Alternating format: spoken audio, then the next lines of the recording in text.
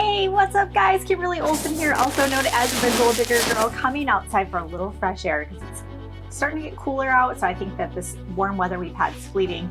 So I wanted to drop some new Jessica Simpson glasses on that are way too big for my face to really just embrace this warm weather because, you know, we've got to rock them when we can, right? So what do you think about my glasses? Let me know in the comments. Be nice and kind.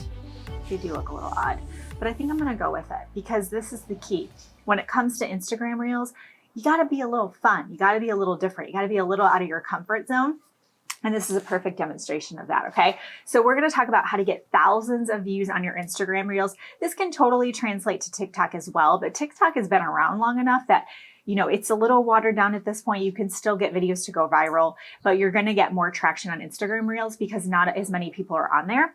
And Instagram Reels is within Instagram, where TikTok is a standalone. You go on there, you're doing that one thing. Where Instagram Reels is a feature of Instagram. There's Instagram posts, there's Instagram stories, there's IGTV, and now we have Reels. So not as many people are actually doing Reels, so you have a chance for your Reel to go viral, okay? So Instagram Reels is literally similar to TikTok. It's, just short little video clips.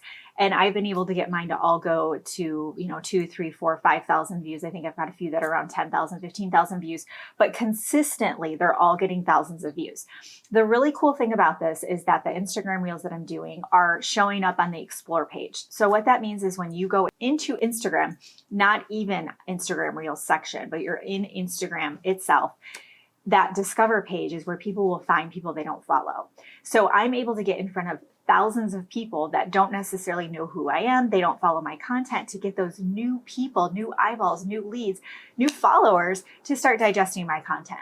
So if you're trying to get more leads or really just get your word out there, get that messaging out there, get your personal brand to grow organically, using Reels is the way to do it. So what I do is I actually like to create my Reels on TikTok because I like the features better. I like how easy it is to use the fonts and all of that. I need to go and revisit Instagram and see if it's gotten easier. So what I do is I create it on TikTok and I save the video and I do it quickly and I bring it right over to Instagram Reels. There hasn't been an issue with using the same thing on TikTok and Instagram. So Instagram must just not care. I'm not sure. So what I do is I do a new one every other day. I don't do one each day. They don't take too long to create. I'll just do them in batches. I'll save, several songs or kind of TikToks that other people do. I'll save those in my because on TikTok you can save your favorites. I'll just periodically browse on there to find some that I love. I'll save them to kind of mimic them or get inspiration. And then when I'm ready, I'll pull those up and I'll grab 3 at a time. So if I'm wearing this shirt, I'll do 3 TikTok Reels in the same outfit with 3, and they're 15 seconds. So once you figure out what you're going to do, I can knock out 3 of them in, 10 minutes. And then I've got enough content for the whole week. So I want you to think about these numbers. If I spend 10 minutes creating 3 Reels that I use on TikTok as well, bring them over to Instagram Reels, 3 of them, and combined, I'm getting anywhere between 12 to 20,000 views and spending 10 minutes. Think about the ROI on that. It's unbelievable. Okay, this is absolutely a no-brainer for you. So what I found is it's best to come up with something cohesive with your Reels. So for me, what I like to do is I like to play kind of fun music, little ghetto sometimes because I'm from Detroit. And I like to do it where I'm not talking, so I don't do the voiceovers. I have some girlfriends that like to do this funny voiceovers where there's like a funny little skit going on and they're talking, the skit is talking and they're doing the, I guess, is it ad lib? What is it when you talk and the words aren't really coming out? I have some girlfriends that do funny things like that. I like to have music playing where I'm just kind of shimmying, dancing, or just dance around in my office. And then I'll use words to tell a story. That's the way I like to do it. I'm always focusing on business, mompreneurship. Sometimes I'll work in my health and wellness products, but primarily just little tips about how to build on social media the right way, the wrong way. Okay. That is my way. So play around with it until you kind of find what works best for you and stick with it because you'll start to be known for that. And the algorithm seems to really like it. I did like a random one where I was just talking and gave 3 tips and it totally flopped. I mean, it was okay, but it was not compared to the other one. So find your jam and just stick with that. And then what you're going to do is you are going to allow it to be on your Instagram profile grid. And there's an option on there. It probably will default to it, but when you're creating it, and making the reel, make sure you choose to let it be in your grid. You will get more traction on it and more eyes on it if you let it be in your grid. You can add a thumbnail. So if you want a pretty cover that will look nice for your feed, you can do that. The other thing you can do, I leave them raw a lot of times because I think they're eye-catching and they're just different. But you can take it off of your grid at any time. So I'll usually leave it up for a day or two, usually about a day, and then I'll take it off my grid unless I want it to stay on there.